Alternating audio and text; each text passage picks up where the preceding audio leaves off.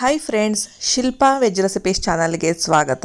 ಇವತ್ತು ನಾನು ಶಿವಮೊಗ್ಗ ಜಿಲ್ಲೆಯ ಸಾಗರ ತಾಲೂಕಿನ ಹೆಗ್ಗೋಡ್ನಲ್ಲಿರುವಂತಹ ಶ್ರಮಜೀವಿ ಆಶ್ರಮಕ್ಕೆ ಬಂದಿದ್ದೀವಿ. ಹಾಗೆ ಇದನ್ನು ಚರಕ ಶ್ರಮಜೀವಿ ಆಶ್ರಮ ಅಂತ ಕೂಡ ಕರೀತಾರೆ. ಇದರ ಮೇನ್ ಉದ್ದೇಶ ಏನಂದರೆ ಗ್ರಾಮೀಣ ಮಹಿಳೆಯರಿಗೆ ಕೈಮಗ್ಗ ಮತ್ತು ನೈಸರ್ಗಿಕ ಬಣ್ಣ ತಯಾರಿಕೆ ಮತ್ತು ಸಾವಯವ ಕೃಷಿಯಲ್ಲಿ ತರಬೇತಿ ನೀಡುವ ಒಂದು ಪ್ರಸಿದ್ಧ ಸಾಮಾನ್ಯ ಸೌಲಭ್ಯ ಕೇಂದ್ರವಾಗಿದೆ ಇದು.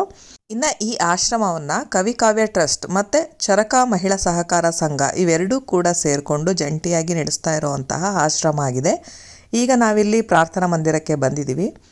ಇಲ್ಲಿ ಪ್ರೇಯರ್ಸ್ ಎಲ್ಲ ಮಾಡೋದಕ್ಕೆ ಇರೋವಂತಹ ಹಾಲು ಎಷ್ಟು ನಿಶಬ್ದವಾಗಿದೆ. ಪ್ರಾರ್ಥನೆ ಎಲ್ಲ ಮಾಡೋದಕ್ಕೆ ಒಂದು ಒಳ್ಳೆ ಜಾಗ ಅಂತಲೇ ಹೇಳ್ಬೋದು. ಎಷ್ಟು ನಿಶಬ್ದವಾಗಿರುವಂತಹ ವಾತಾವರಣದಲ್ಲಿ ಇದೆ ಅಂತ ಹೇಳಿ. ಇನ್ನು ಇಲ್ಲಿ ಪ್ರೇಯರ್ ಮಾಡಿದ್ರೆ ದೇವರಿಗೆ ತಲುಪದೇ ಇರುತ್ತಾ? ಖಂಡಿತವಾಗ್ಲೂ ಅಷ್ಟೇ. ಇನ್ನು ನೋಡಿ, ಇಲ್ಲಿ ಶ್ರಮದ ಬದುಕೆ ಸಭ್ಯ ಬದುಕು ಅನ್ನೋದು ಈ ಆಶ್ರಮದ ಮೇನ್ ಧ್ಯೇಯ ಆಗಿದೆ. ಇನ್ನು ಇದು ಆಫೀಸು. ನಾವೆಲ್ಲ ಇಲ್ಲಿ ಒಂದು ಕಾರ್ಯಾಗಾರ ಅಟೆಂಡ್ ಮಾಡೋದಕ್ಕೆ ಅಂತ ಹೇಳಿ ಬಂದಿದ್ದೀವಿ. ಆರೋಗ್ಯ ಆಹಾರ ಕಾರ್ಯಾಗಾರ ಅಂತ ಹೇಳಿ.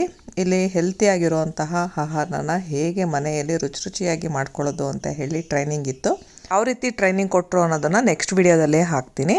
ಇವತ್ತು ನಾನು ಬರೀ ಈ ಚರಕ ಆಶ್ರಮ ಏನಿದೆ ಅಥವಾ ಶ್ರಮಜೀವಿ ಆಶ್ರಮ ಏನಿದೆ ಈ ಆಶ್ರಮದ ಬಗ್ಗೆ ವಿಡಿಯೋ ಮಾಡಿ ಹಾಕ್ತಾ ಇದ್ದೀನಿ. ಎಷ್ಟು ಗ್ರೀನರಿಯಾಗಿ ಮೇಂಟೈನ್ ಮಾಡಿದ್ದಾರೆ ಮತ್ತು ಜೊತೆಗೆ ಎಷ್ಟು ಕ್ಲೀನಾಗಿದೆ ಅಂದರೆ ವಾತಾವರಣ ಕೂಡ ಅಷ್ಟೇ ತುಂಬಾ ಚೆನ್ನಾಗಿದೆ. ಎಂಥವರಿಗಾದರೂ ಮನಸ್ಸಿಗೆ ನೆಮ್ಮದಿ ಸಿಗೋವಂತಹ ಒಂದು ಜಾಗ ಅಂತಲೇ ಹೇಳ್ಬೋದು. ಇನ್ನು ಈ ಆಶ್ರಮದ ಮೇನ್ ಉದ್ದೇಶ ಏನಂದರೆ ಗ್ರಾಮೀಣ ಜನರಿಗೆ ಮತ್ತು ಮಹಿಳೆಯರಿಗೆ ಸ್ವಾವಲಂಬನೆಯ ಪಾಠ ಕಲಿಸೋದು ಮತ್ತು ಗ್ರಾಮೀಣ ಕೈಗಾರಿಕಾ ಉತ್ಪಾದನಾ ಪ್ರಕ್ರಿಯೆಗಳಲ್ಲಿ ತಲ್ಲೀನಗೊಳಿಸುವಂತಹ ತರಬೇತಿ ನೀಡೋದು ಇದರ ಮುಖ್ಯ ಗುರಿಯಾಗಿದೆ. ಇನ್ನು ಇಲ್ಲಿ ಸ್ಥಳೀಯವಾಗಿ ಬೆಳೆಯುವಂತಹ ಹತ್ತಿನ ಬಳಸ್ಕೊಂಡು ಬಟ್ಟೆನ ನೇಯ್ತಾರೆ ಮತ್ತು ನೈಸರ್ಗಿಕವಾದಂತಹ ಬಣ್ಣಗಳನ್ನು ಬಳಸಿಬಿಟ್ಟು ಕಲರ್ಸ್ಗಳನ್ನು ಹಾಕ್ತಾರೆ ಮತ್ತು ಸಾಂಪ್ರದಾಯಿಕ ಕರಕುಶಲ ವಸ್ತುಗಳ ತಯಾರಿಕೆ ಕೂಡ ಇಲ್ಲಿ ಆಗುತ್ತೆ. ನಾವು ಬಸ್ಸಲ್ಲಿ ಬರೋದಾದರೆ ಶಿವಮೊಗ್ಗದಿಂದ ಬಂದರೆ 1.5 ಗಂಟೆ ಸಾಗರಕ್ಕೆ ಆಗುತ್ತೆ. ನೆಕ್ಸ್ಟ್ ಸಾಗರದಿಂದ ಮತ್ತೆ ಬೇರೆ ಬಸ್ಸು ಕ್ಯಾಚ್ ಮಾಡಿಕೊಂಡ್ರೆ ಒಂದು 15 ನಿಮಿಷದಲ್ಲಿ ನಾವು ಈ ಒಂದು ಚರಕ ಶ್ರಮಜೀವಿ ಆಶ್ರಮಕ್ಕೆ ಬರಬಹುದು. ನಾವಿಲ್ಲಿ ಬರೋದಕ್ಕೂ ಮುಂಚೆ ಅವರಿಗೆ ಕಾಲ್ ಮಾಡಿಕೊಂಡು ಕೇಳಿಕೊಂಡು ಬರಬೇಕಾಗತ್ತೆ. ಇನ್ನು ಇಲ್ಲಿ ಉಳ್ಕೊಳ್ಳೋದಕ್ಕೂ ಕೂಡ ವ್ಯವಸ್ಥೆ ಇದೆ, ರೂಮ್ಸ್ಗಳೆಲ್ಲ ಇದೆ. ಬಟ್ ಏನಂದರೆ ಇವರ ಪ್ರಾಡಕ್ಟ್ಸ್ಗಳನ್ನು ತಗೊಳ್ಳೋಕ್ಕೆ ಏನಾದರೂ ಇಂಟ್ರೆಸ್ಟ್ ಇದ್ದರೆ ಅಥವಾ ಈ ಸಂಸ್ಥೆ ಬಗ್ಗೆ ಏನಾದರೂ ನೀವು ತಿಳ್ಕೊಳ್ಬೇಕು ಅನ್ನೋವಂತಹ ಇಂಟ್ರೆಸ್ಟ್ ಇರೋರಿಗೆ ಮಾತ್ರ ಇಲ್ಲಿ ರೂಮ್ಗಳನ್ನು ಕೊಡ್ತಾರೆ. ಇಲ್ಲಿ ರೂಮ್ ಮಾಡಿಕೊಂಡು ನಾವು ಬೇರೆ ಕಡೆ ಎಲ್ಲ ಓಡಾಡ್ಕೊಂಡಿರ್ತೀವಿ ಅಂದರೆ ಅದಕ್ಕೆ ಇಲ್ಲಿ ಆಪ್ಷನ್ ಇಲ್ಲ. ಚರಕ ಶ್ರಮಜೀವಿ ಆಶ್ರಮ ರಾಷ್ಟ್ರ ಮಟ್ಟದಲ್ಲಿ ಹೆಸರು ಮಾಡಿದೆ. ತನ್ನ ಕೈಮಗ್ಗ ಉತ್ಪನ್ನಗಳನ್ನು ತಯಾರಿಸಿ ಕಳೆದ 3 ದಶಕಗಳ ಕಾಲ ಸುತ್ತಮುತ್ತಲಿನ ಮಹಿಳೆಯರಿಗೆ ಕೆಲಸ ನೀಡಿ ಪೂರೈಸಿದ ಸಂಸ್ಥೆ ಇದು. ನಿಮಗೆ ಪ್ಯೂರ್ ಆಗಿರುವಂತಹ ಕಾಟನ್ ಬಟ್ಟೆ ಬೇಕು ಅನ್ನೋದಾದರೆ ಇಲ್ಲಿ ಸಿಗುತ್ತೆ. ಮತ್ತು ಇಲ್ಲಿ ನ್ಯಾಚುರಲ್ ಕಲರ್ಸ್ಗಳನ್ನು ಬಳಸಿ ಕಲರ್ಗಳನ್ನು ಹಾಕ್ತಾರೆ ಬಟ್ಟೆಗಳಿಗೆ. ಹಾಗೆ ನಿಮಗೆ ಪಿಗ್ಮೆಂಟೆಡ್ ಬೇಕು ಅಂದರೆ ಅದು ಕೂಡ ಇಲ್ಲಿ ರೆಡಿ ಆಗುತ್ತೆ. ಹ್ಯಾಂಡ್ಲೂಮ್ ಅಂತ ಹೇಳಿ ಏನು ನಾವು ಹೊರಗಡೆ ಎಲ್ಲ ತಗೊಳ್ತೀವಲ್ಲ ಆ ಒಂದು ಪ್ರಾಡಕ್ಟ್ಸ್ ಎಲ್ಲ ಇಲ್ಲಿ ತಯಾರಾಗುತ್ತೆ. ಕಂಪ್ಲೀಟಾಗಿ ಪ್ಯೂರ್ ಆಗಿರುವಂತಹ ಕಾಟನ್ ಬಟ್ಟೆಗಳು ಇಲ್ಲಿ ನೇಯ್ತಾರೆ ಮತ್ತು ಬಣ್ಣ ಕೂಡ ಇಲ್ಲೇ ಹಾಕ್ತಾರೆ. ಡೈಯಿಂಗ್ ಎಲ್ಲ ಇಲ್ಲೇ ಆಗುತ್ತೆ. ಇನ್ನು ನಾವು ಊಟದ ಮನೆ ತೋರಿಸ್ತಾ ಇದ್ದೀನಿ ನೋಡಿ. ಇಲ್ಲಿ ಬೆಳಗ್ಗೆ ತಿಂಡಿ, ಮಧ್ಯಾಹ್ನ ಊಟ ಮತ್ತು ರಾತ್ರಿ ಊಟಕ್ಕೆ ಕೂಡ ವ್ಯವಸ್ಥೆ ಇರುತ್ತೆ ಬಂದು ಉಳ್ಕೊಳೋರಿಗೆ. ಮತ್ತು ಕಾರ್ಯಾಗಾರ ಎಲ್ಲ ನಡೀತಾ ಇರುತ್ತೆ, ಶಿಬಿರಗಳೆಲ್ಲ ನಡೀತಾ ಇರುತ್ತೆ ಮತ್ತು ಜೊತೆಗೆ ಟ್ರೈನಿಂಗ್ಗಳೆಲ್ಲ ನಡೀತಾ ಇರುತ್ತೆ. ಅಂಥ ಟೈಮಲ್ಲಿ ಎಲ್ರಿಗೂ ಕೂಡ ಊಟದ ವ್ಯವಸ್ಥೆ ಇರುತ್ತೆ. ಇನ್ನು ಇಲ್ಲಿ ಅಡುಗೆ ಮತ್ತು ತಿಂಡಿ ಎಲ್ಲ ಸೌದೆ ಒಲೆಯಲ್ಲೇ ಮಾಡೋ ಅಂಥದ್ದು ನೋಡ್ತಾ ಇರ್ಬೋದು. ಎಲ್ಲ ಕೂಡ ಸೌದೆ ಒಲೆಯಲ್ಲೇ ಅಡುಗೆ ಮಾಡಿದ್ದಾರೆ.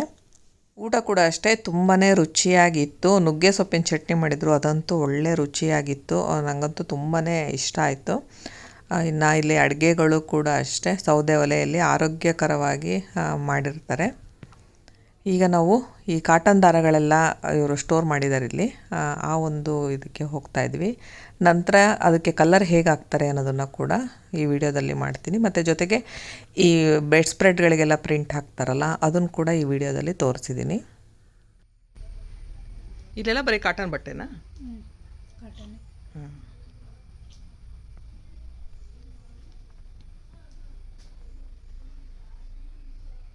ಇದು ಬರೀ ನೂಲ್ ರೆಡಿ ಆಗಿರೋದಾ ಮೇಡಮ್? ಹೌದಾ? ಸ್ಥಳೀಯವಾಗಿ ಸಿಗುವಂತಹ ಹತ್ತಿನ ಬಳಸ್ಕೊಂಡು ಇವರು ಕಾಟನ್ ದಾರನ ರೆಡಿ ಮಾಡ್ತಾರೆ. ನಂತರ ಇಲ್ಲಿ ಕಲರ್ ಕೂಡ ಹಾಕ್ತಾರೆ. ನ್ಯಾಚುರಲ್ ಕಲರ್ ಇರುತ್ತೆ ಮತ್ತು ಪಿಗ್ಮೆಂಟೆಡ್ ಕಲರ್ ಕೂಡ ಇರುತ್ತೆ. ಆರ್ಡರ್ ಹೇಗೆ ಬರುತ್ತೆ ಹಾಗೆ ಅವರು ಮಾಡಿಕೊಡ್ತಾರೆ. ಇದು ಎಲ್ಲಿದೆ? ಫಸ್ಟು ಸ್ಟಾರ್ಟಿಂಗ್ ಸ್ಟೆಪ್ ಎಲ್ಲಿ ಬರುತ್ತಿದ್ದು? ಅಲ್ಲಿ ಅದು ಏನು ದಾರ? ಅಲ್ಲಿ ಆದ್ಮೇಲೆ ನೆಕ್ಸ್ಟ್ ಸ್ಕೌರಿಂಗ್ ಇದೆ. ಓಕೆ. ಸ್ಕೌರಿಂಗಿಂದ ಅಲ್ಲೇ ಬಣ್ಣ ಹಾಕ್ಬಿಟ್ಟು ಆಮೇಲೆ ರಿಟರ್ನ್ ಸ್ಟೋರಿ ಬರುತ್ತೆ. ಇಲ್ಲಿಂದ ನೇಕಾರಿ ಹೋಗುತ್ತೆ. ನೇಕಾರಿಂದ ಬಟ್ಟೆ ಆಗಿ ಬಟ್ಟೆ ಸ್ಟೋರಿ ಬರುತ್ತೆ. ಓಕೆ. ಅದೆಲ್ಲ ದಾರ ಇರೋದಾ ಬರೀ? ಕಲರ್ ಏನಾಗಿಲ್ಲ ಅದು? ಅದು ಆ ಕಡೆ ಕಲರು ಇದೆ, ನಿಲ್ದಾರನೇ. ಓಕೆ.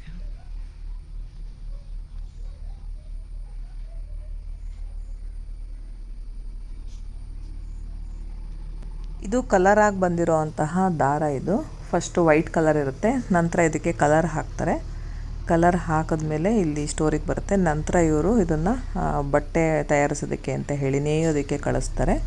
ಬಟ್ಟೆ ಎಲ್ಲ ರೆಡಿ ಆದಮೇಲೆ ಪ್ರಿಂಟಿಂಗ್ ಏನಾದರೂ ಬೇಕು ಅಂದರೆ ನಂತರ ಪ್ರಿಂಟಿಂಗು ಕೂಡ ಆಪ್ಷನ್ ಇರುತ್ತಲ್ಲಿ. ಎಲ್ಲ ವುಡ್ ಪ್ರಿಂಟಿಂಗ್ ಇರುತ್ತೆ. ಈಗ ಈ ದಾರಗಳಿಗೆ ಹೇಗೆ ಕಲರ್ ಹಾಕ್ತಾರೆ ಅಂತ ಹೇಳಿ ಇಲ್ಲೇ ಬ್ಯಾಕ್ ಸೈಡ್ನಲ್ಲಿ ನಡೀತಾ ಇದೆ ಅಂತಾದರೂ ಅದಕ್ಕೆ ಅಲ್ಲಿ ಹೋಗಿ ವಿಡಿಯೋ ಮಾಡ್ಕೊಂಬರೋಣ ಅಂತ ಹೊರಟೆ. ಇಲ್ಲಿ ನೋಡ್ತಾ ಇರ್ಬೋದು ವೈಟ್ ಕಲರ್ ಕಾಟನ್ ದಾರಗಳನ್ನು ಹೇಗೆ ಹಾಕಿದ್ದಾರೆ ಅಂತ. ನೆಕ್ಸ್ಟ್ ಈಗ ಇದಕ್ಕೆ ಕಲರ್ ಹಾಕ್ತಾರಲ್ವ, ಅದು ಇಲ್ಲಿ ಬ್ಯಾಕ್ ಸೈಡ್ನಲ್ಲಿ ಇದೆ.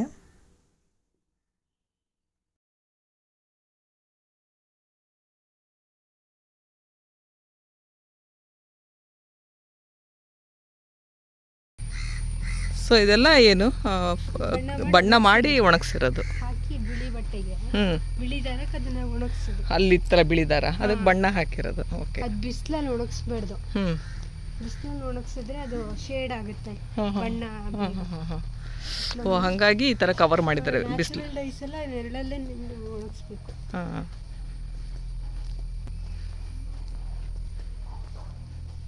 ಅದು ಇಂಡಿಗೋ ಕಲರ್ ಅನ್ಸುತ್ತಲ್ಲ? ಇಲ್ಲಿಗೆ ಬಂದಿದೆ. ಇದೆಯಾ? ಅಂದ್ರೆ ನಮ್ಮ ವೆದರಲ್ಲಿ ಬೆಳೆಯಲ್ಲ, ಗುಜರಾತ್ ಅಲ್ಲಿ ಬೆಳೆಯೋದು. ಇದು ಡೈಯಿಂಗಾ?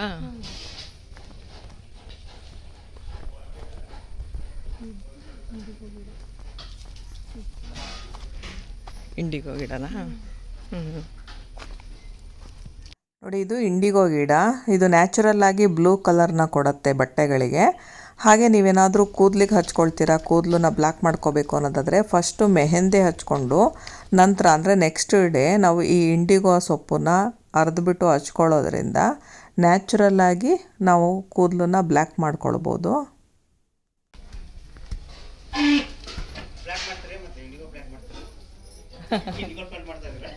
ಅಲ್ಲಿ ಇರಲಿ ಅಂತ ಒಳ್ಳೇದಲ್ಲ ಅದು ಕೂದಲಿಗೆಲ್ಲ.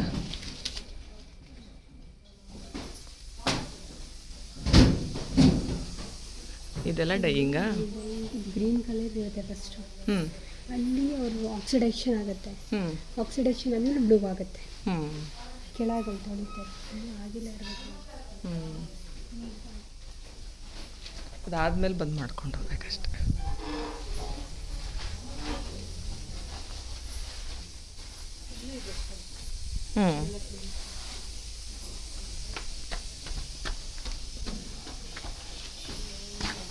ಇದೆಲ್ಲ ದಾರಗಳೆಲ್ಲ ಬಂದಿರೋದು.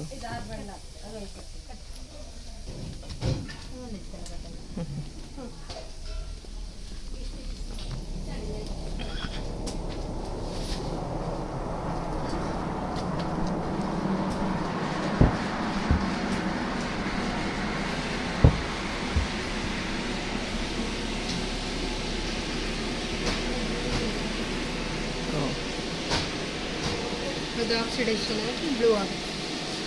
ಓಕೆ, ಬಡಿಬೇಕಾ? ಅವಾಗ ಬ್ಲೂ ಬರೋದು. ಹತ್ತಿಯಿಂದ ನೇಯ್ದಿರೋವಂತಹ ಕಾಟನ್ ದಾರಗಳನ್ನು ಕಲರ್ ಕೊಡಬೇಕು ಅನ್ನೋದಾದರೆ ಈ ರೀತಿ ಕಲರ್ ಹಾಕಿಬಿಟ್ಟು ನೀರಿನಲ್ಲಿ ಈ ರೀತಿ ನೋಡಿ ಅವ್ರು ಮಾಡ್ತಾ ಇದ್ದಾರಲ್ಲ ಆ ರೀತಿ ಮಾಡ್ಕೊಳ್ಬೇಕಂತೆ.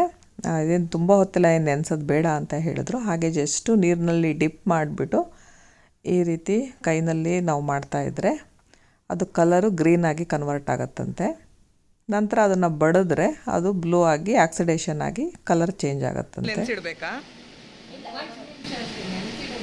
ಹೌದಾ?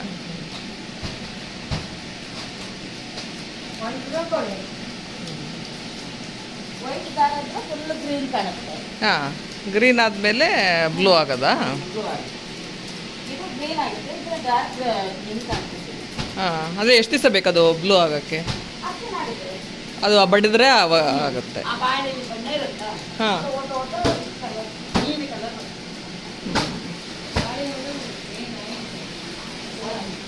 ಇವಾಗ ಈ ಗ್ರೀನ್ ಇರುತ್ತೆ. ಹಾಂ. ನಿಮ್ಮ ಸ್ವಲ್ಪ ನಾವು ಕಾಟನ್ ಬಟ್ಟೆ ತಗೊಳ್ಳುವಾಗ ತುಂಬಾ ಕಾಸ್ಟ್ಲಿ ಅಂತ ಹೇಳ್ತೀವಿ. ಬಟ್ ಈ ಕೆಲಸ ಮಾಡೋದಿದೆಯಲ್ಲ, ಎಷ್ಟು ಹೆವಿ ವರ್ಕ್ ಇರುತ್ತೆ ಅವ್ರುಗಳು ಮಾಡೋದಕ್ಕೆ ಅಂತ ಅಂದರೆ ಇಲ್ಲಿ ಬಂದು ನೋಡಿದ್ರೆ ಗೊತ್ತಾಗುತ್ತೆ ಅವ್ರು ಪಡೋವಂತಹ ಶ್ರಮ ಏನು ಅಂತ. ಮತ್ತು ಆರೋಗ್ಯಕ್ಕೂ ಕೂಡ ಪೂರಕವಾಗಿರುವಂತಹ ಬಟ್ಟೆಗಳನ್ನು ನಾವು ಧರಿಸೋದ್ರಿಂದ ನಮಗೆ ಕೂಡ ಆರೋಗ್ಯ ಕೂಡ ಲಭಿಸುತ್ತೆ. ಹಾಗಾಗಿ ನಾವು ದುಡ್ಡು ಸ್ವಲ್ಪ ಜಾಸ್ತಿ ಕೊಟ್ಟರು ಪರವಾಗಿಲ್ಲ, ಆದಷ್ಟು ಕಾಟನ್ ಬಟ್ಟೆಗಳನ್ನೇ ಬಳಸಬೇಕು.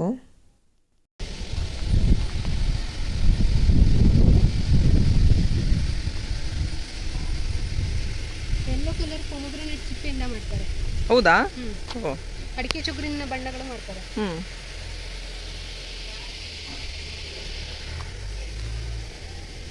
ಈಗ ನಾವು ಬ್ಲೂ ಕಲರ್ ಹೇಗೆ ಮಾಡಿದ್ರು ಅಂತ ನೋಡಿದ್ವಿ. ಪೊಮೊಗ್ರಾನೆಟ್ನ ಬಳಸಿ, ಅಂದರೆ ದಾಳಿಂಬೆನ ಬಳಸಿ ಯೆಲ್ಲೋ ಕಲರ್ ರೆಡಿ ಮಾಡ್ತಾರಂತೆ. ನೀಲಗಿರಿಯಿಂದ ಇದು ಗ್ರೀನ್ ಮಾಡ್ತಾರೆ. ಹ್ಞೂ. ಮಂಜಿಷ್ಠದಿಂದ ಪಿಂಕ್ ಮಾಡ್ತಾರೆ. ಹಾಂ.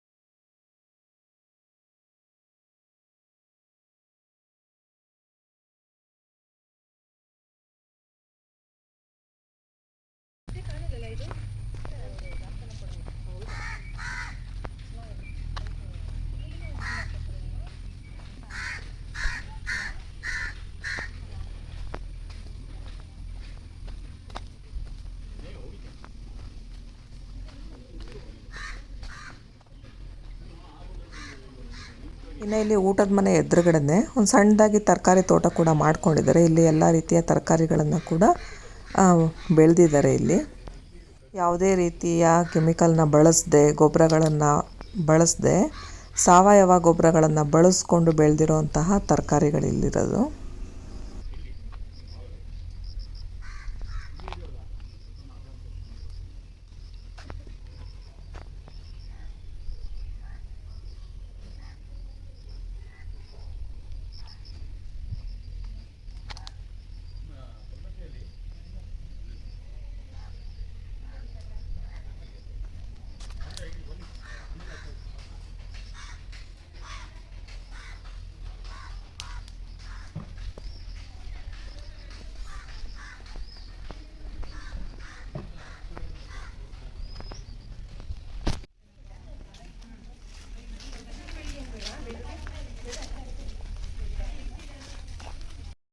ಈಗ ನಾನು ವುಡ್ ಪ್ರಿಂಟ್ ಬ್ಲಾಕ್ ಹತ್ರ ಹೋಗ್ತಾ ಇದ್ದೀನಿ. ಅಂದರೆ ಈಗ ಬೆಡ್ ಸ್ಪ್ರೆಡ್ ಎಲ್ಲ ಇರುತ್ತೆ, ಅದಕ್ಕೆ ಹೇಗೆ ಪ್ರಿಂಟ್ ಹಾಕ್ತಾರೆ, ಇನ್ನು ಶರ್ಟ್ಗಳಿಗೆಲ್ಲ ಹೇಗೆ ಪ್ರಿಂಟ್ ಹಾಕ್ತಾರೆ ಕಾಟನ್ ಬಟ್ಟೆಗಳಿಗೆ, ಈ ಎಲ್ಲ ಕೆಲಸಗಳು ಕೂಡ ಇಲ್ಲೇ ಆಗೋದು.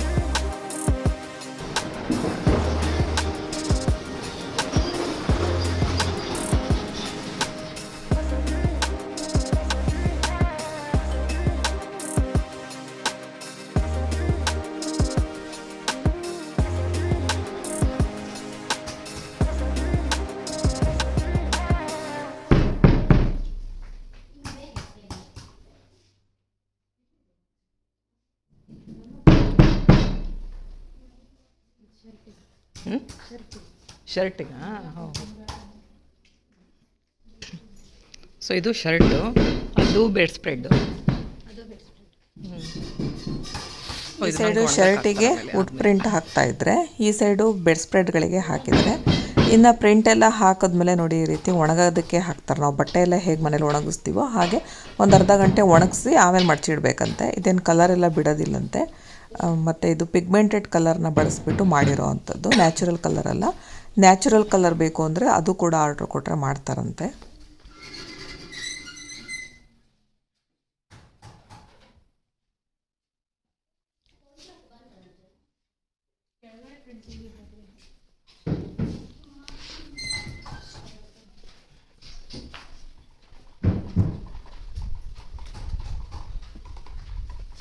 ಇಲ್ಲೆಲ್ಲ ಕಲರ್ ಮಿಕ್ಸಿಂಗ ಮೇಡಮ್?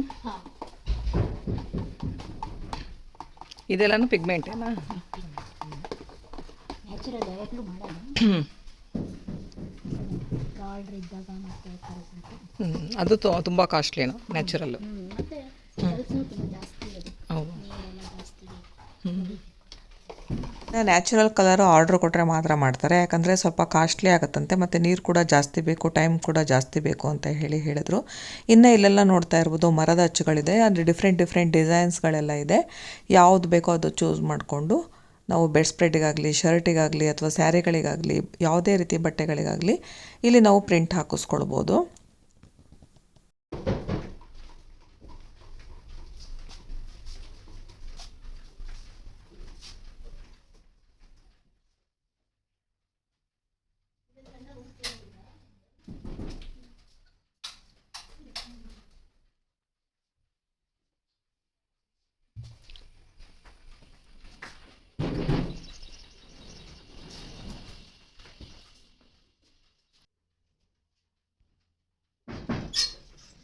ಪ್ರಿಂಟ್ ಹಾಕುವಂತಹ ಬಟ್ಟೆನ ಫಸ್ಟು ನೀಟಾಗಿ ಸೆಟ್ ಮಾಡ್ಕೊಳ್ಬೇಕು, ಮತ್ತು ಅಳತೆನ ಕೂಡ ಇಟ್ಕೊಳ್ಬೇಕು.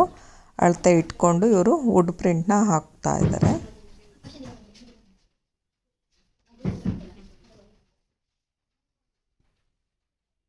ನಾವು ಆ್ಯಕ್ಚುಲಿ ಆರೋಗ್ಯಕರವಾದಂತಹ ಆಹಾರನ ಹೇಗೆ ತಯಾರಿಸೋದು ಅಂತ ಹೇಳಿ ಆ ಶಿಬಿರಕ್ಕೆ ಬಂದಿದ್ವಿ. ಒಂದು 3 ಡೇಸ್ ಶಿಬಿರ ಇತ್ತು. ಬಟ್ ನಮಗಿಲ್ಲಿ ಬಂದ ಮೇಲೆ ಡಬಲ್ ಅಡ್ವಾಂಟೇಜ್ ಆಯಿತು. ಒಂದು ಆರೋಗ್ಯಕರವಾದಂತಹ ಅಡುಗೆನ ಕಲಿಯೋದ್ರ ಜೊತೆಗೆ ಕಾಟನ್ ಬಟ್ಟೆಗಳೆಲ್ಲ ಹೇಗೆ ರೆಡಿ ಆಗುತ್ತೆ, ಹೇಗೆ ಅದನ್ನು ಕಲರ್ ಹಾಕ್ತಾರೆ, ಹೇಗೆ ಪ್ರಿಂಟ್ ಮಾಡ್ತಾರೆ ಅನ್ನೋದನ್ನು ಇವತ್ತು ನೋಡಿದ್ವಿ. ಮತ್ತು ಪ್ರಕೃತಿ ಸೌಂದರ್ಯನೂ ಕೂಡ ಅಷ್ಟೇ ತುಂಬಾ ಚೆನ್ನಾಗಿತ್ತು. ಈ ಆಶ್ರಮದ ಸಣ್ಣ ಕ್ಲಿಪ್ನ ಹಾಕಿದ್ದೀನಿ, ಅದನ್ನು ನೋಡಿ. ನಿಮಗೆಲ್ಲ ಈ ವಿಡಿಯೋ ಇಷ್ಟ ಆದರೆ ಲೈಕ್ ಮಾಡಿ, ಶೇರ್ ಮಾಡಿ ಹಾಗೂ ಸಬ್ಸ್ಕ್ರೈಬ್ ಮಾಡಿ. Thank you friends.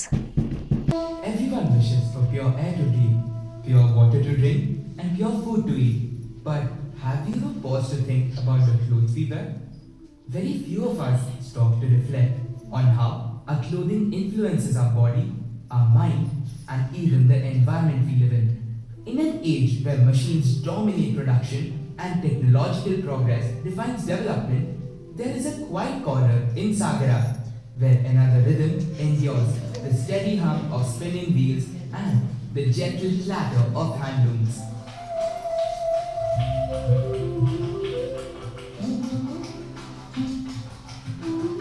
Here, fabrics are woven from pure cotton and colored not by synthetic chemicals, but by nature itself. Flowers, leaves, grass, fruits, roots, shoots, and bark. This is the story of Charaka,